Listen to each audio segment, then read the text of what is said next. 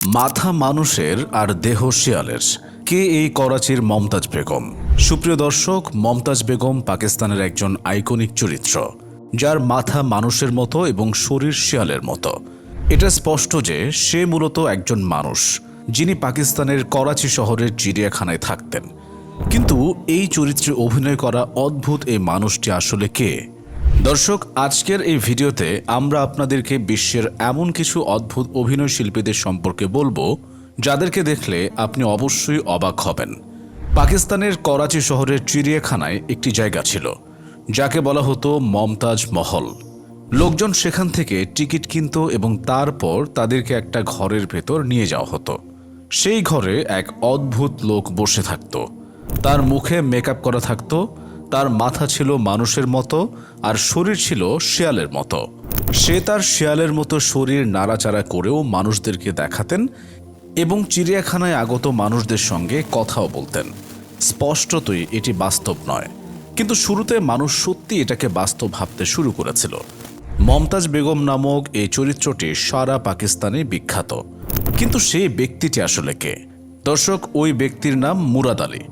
আসলে এখানে যে বিষয়টা ঘটত, সেখানে তক্তার উপর একটি শেয়ালের মাথাবিহীন মৃতদেহ রাখা ছিল এবং শেয়ালের মাথা যেখানে থাকার কথা, সেখানে তক্তাকে কেটে মুরাদ আলীর মাথা রাখার জন্য জায়গা করা হয়েছিল। সেই লোকটি এই তক্তার নিচে বসতেন এবং সেখান থেকে মাথাটা বের করে দিতেন, আর মরা শেয়ালটির হাত পায়ের সাথে তার বেঁধে তক্তার নিচে দিয়ে ঝুলিয়ে দেওয়া হতো।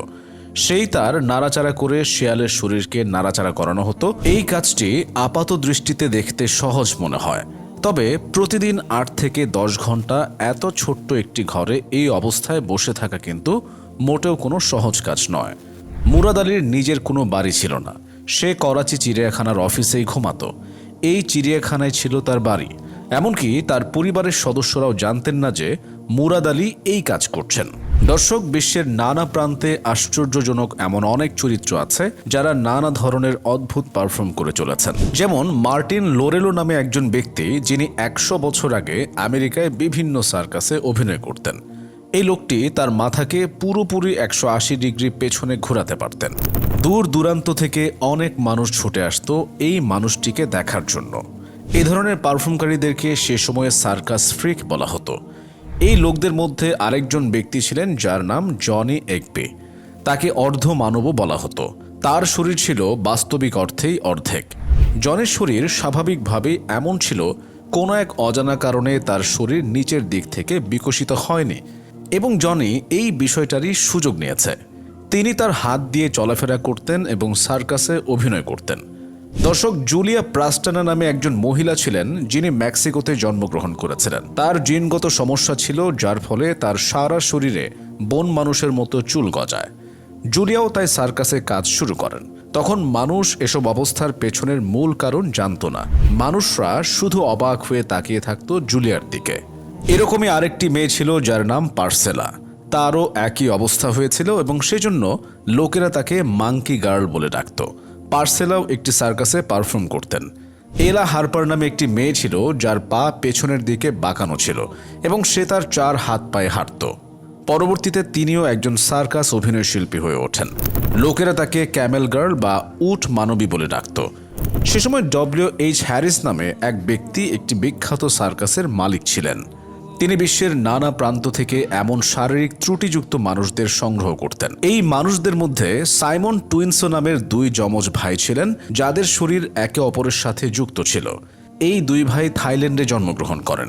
এই ২ ভাই ইউরোপ, আমেরিকার বিভিন্ন সার্কাসে পারফর্ম করতেন।